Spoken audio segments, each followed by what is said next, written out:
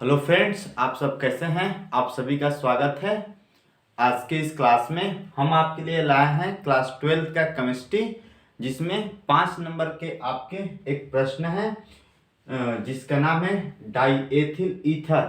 Diethyl ether बनने की प्रयोगशाला विधि क्या होती है। ये बहुत ही मोस्ट इम्पोर्टेंट आपका क्वेश्चन है।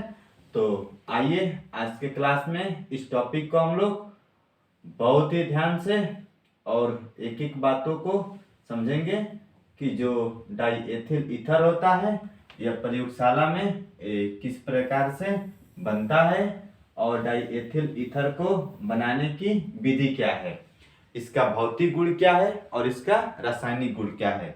तो आइए हम लोग शुरुआत करते हैं। चलिए देखते हैं। जैसा कि फेस आपको यहाँ पे नजर आ रहा होगा,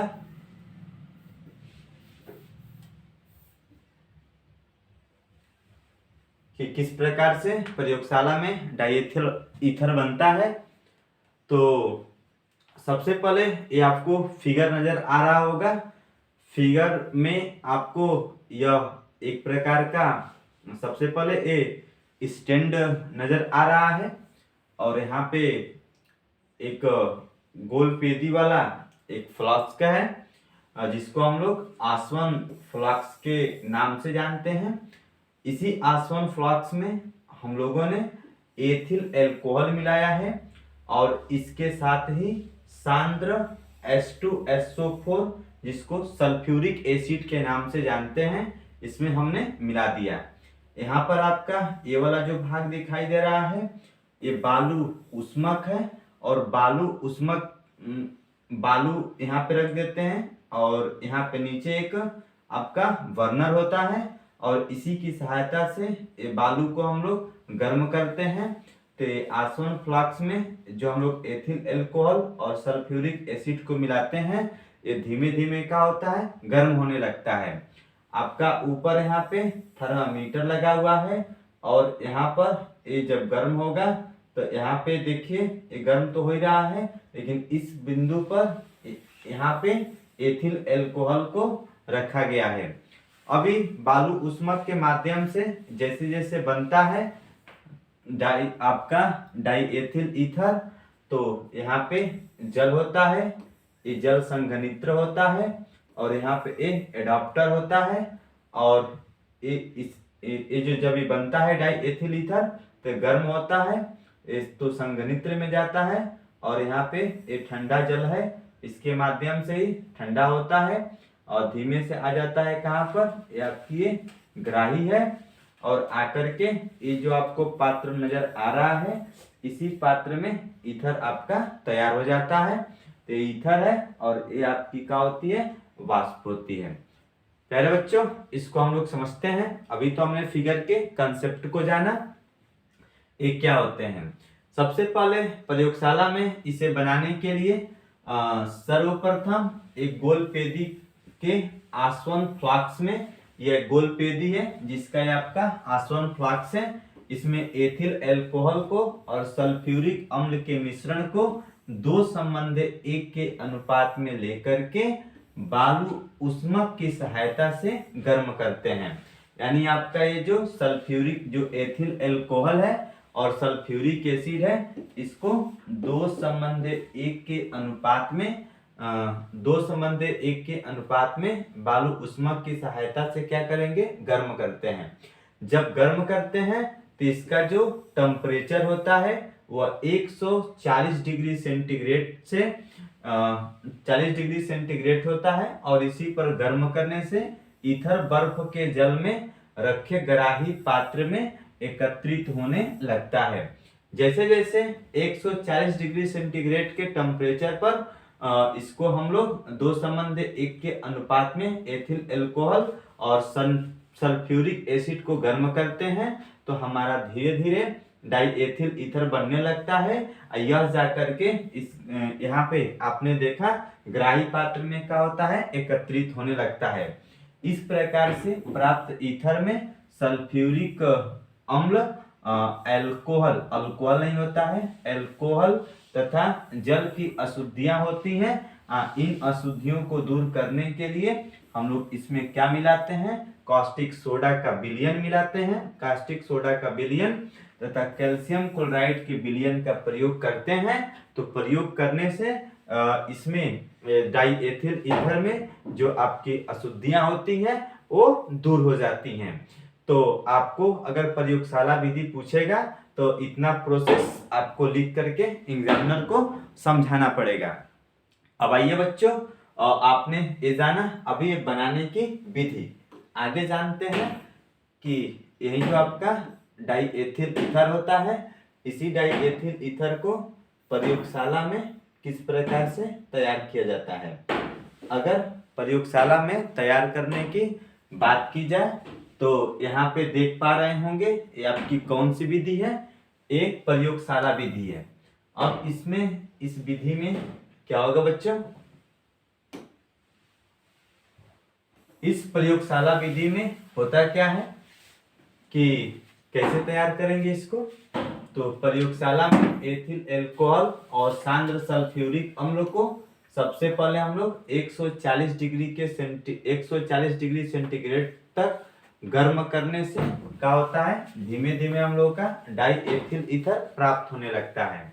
जैसे आपका ये एथिल एल्कोहल है, एथिल एल्कोहल का सूत्र आपको पता है, C2H5 का होता है, OH होता है, और यहाँ पे सल्फ्यूरिक अम्ल है जिसका सूत्र क्या होता है, H2SO4 होता है। जब हम इन दोनों की क्रिया 100 से 110 डिग्री सेंटीग्रेड पर कराते हैं तो हम लोगों का C2H5 और HSO4 वाला पार्ट एक साथ क्रिया करता है तो बनता है C2H5HSO4, और OH और जो OH वाला ए पार्ट आपको एक नजर आ रहा है, ये क्या बना लाता है, जल। तो इस प्रकार से एथिल एल्कोहल को और सल्फ्यूरिक एसिड को 100 से 110 डिग्री सेंटीग्रेड पर हमारा धीरे धीरे 100 से 110 डिग्री सेंटीग्रेड पर सबसे पहले एथिल हाइड्रोजन क्या बनता है, हमारा सल्फेट बनता है। पुनः इस एथिल हाइड्रोजन सल्फेट को क्या करते हैं, इसमें एल्कोहल मिलाते हैं C2H5OH। अब इसको क्या करेंगे, 140 डिग्री सेंटीग्रेड के टेम्परेचर पर जब इसको गर्म करते हैं तो हमारा लैब में सबसे पहले धीमे धीमे डाईएथिल ईथर बन के तैयार होता है, और जो सल्फ्यूरिक एसिड होता है जिसको H2SO4 कहते हैं, ये भी साथ में बनता है। तो ये हम लोगों की कौन सी विधि हो गई, प्रयोगशाला विधि हो गई। तो आपको याद रखना है, सबसे पहले एथिल अल्कोहल को और सल्फ्यूरिक एसिड को 100 से 110 डिग्री सेंटीग्रेड पर गर्म करते हैं तो एथिल हाइड्रोजन सल्फेट बनता है, और इसके बाद से एथिल हाइड्रोजन सल्फेट और एथिल अल्कोहल को जब 140 डिग्री सेंटीग्रेड के टेम्परेचर पर गर्म करेंगे तो हमारा डाईएथिल ईथर और क्या बनता है, साथ में सल्फ्यूरिक एसिड बनता है। प्यारे बच्चों, अब हम लोग देखते हैं इसमें कि इसके रासायनिक गुण क्या होते हैं। अगर रासायनिक गुण की बात की जाए, आइए रासायनिक गुण हम लोग देखते हैं इसमें कि डाईएथिल ईथर के रासायनिक गुण क्या होते हैं। रासायनिक गुण में सबसे पहले क्या करते हैं कि एसिटिल क्लोराइड से यदि एसिटिल क्लोराइड की क्रिया डाईएथिल ईथर से करा दी जाए तो डाईएथिल ईथर आपका ये है C2H5 सिंगल बॉन्ड C2H5, यह आपका है एसिटिल क्लोराइड है। जब इसका हम लोग इससे क्रिया कराते हैं तो सबसे पहले क्या होगा, CH3COO C2H5, और यहाँ पे क्या होता है C2H5Cl। ये जो आपको भाग नजर आ रहा है इसको कहते हैं एथिल एसीटेट कहते हैं। तो डाईएथिल ईथर की क्रिया एसिटिल क्लोराइड से कराने पर क्या बनता है, आपका एथिल एसीटेट बनता है। अगर रासायनिक गुण में केवल आपको हेडिंग बना करके रिएक्शन को लिख दिया जाता है, जैसे अब डाईएथिल ईथर रासायनिक गुण में डाईएथिल ईथर की क्रिया अगर इसका जल से कराया जाए, जल अपघटन से, तो आप देख रहे हैं कि C2H5 सिंगल बॉन्ड C2H5 है, और जल अपघटन का मतलब कि इसकी क्रिया किससे कराएंगे? जल से। तो जब जल से कराते हैं तो दो पार्ट आपका C2H5OH और ये भी क्या बनता है? C2H5OH। तो क्या आपका बन के तैयार होता है प्रयोगशाला में? एल्कोहल। तो एल्कोहल को बनाने के लिए डाइएथिल ईथर की क्रिया किससे कराते हैं? H2O से कराते हैं। उसके बाद से अगर कह दे कि क्या होता है जब डाइएथिल ईथर की क्रिया गर्म हाइड्रोजन आयोडाइड से कराते हैं, तो C2H5 सिंगल बॉन्ड C2H5 की क्रिया अगर हम हाइड्रोजन आयोडाइड से कराते हैं तो बनता है 2C2H5I प्लस H2O। तो ये जो 2C2H5I प्लस H2O है इसी को कहते हैं एथिल आयोडाइड। क्या होता है? Ethyl iodide. इस प्रकार से आपने एक 5 नंबर का बहुत ही शानदार प्रश्न देखा कि 5 नंबर के प्रश्न कैसे बनते हैं। तो आपने जाना कि सबसे पहले आपने डाइएथिल ईथर बनाने की प्रयोगशाला विधि को पूरी अच्छी तरीके से समझा। पहले विधि को बताते हैं, उसके बाद से इसका फिगर बनाते हैं। फिगर बनाने के बाद से आपको इसकी प्रयोगशाला विधि बतानी पड़ती है, किस विधि से बना। उसके बाद से इसके रासायनिक गुण लिखते हैं। तो प्यारे बच्चों, अगर हम आपको बता दें, इसको पूरी अच्छी तरीके से लिख करके अभी आपके पास टाइम है, शानदार तरीके से इसे तैयार कर लेंगे। तो मैं आपको बता दूं कि ये जो प्रयोगशाला विधि होती है इसमें फिगर आपको पूरी अच्छी तरीके से स्पष्ट होना चाहिए। फिगर यदि आपका सही है तो आप मान के चलिए कि आप विधि को भी बता सकते हैं और इसके फिगर की मदद से आप भौतिक गुण और रासायनिक गुण दोनों को आसानी से समझा सकते हैं। तो यदि मेरी वीडियो आपको पसंद आया हो तो आप इस वीडियो को लाइक कीजिए, शेयर कीजिए और मेरे चैनल को सब्सक्राइब कीजिए और दोस्तों के साथ शेयर करना बिल्कुल ना भूलें। आप सबको थैंक यू, बहुत बहुत धन्यवाद।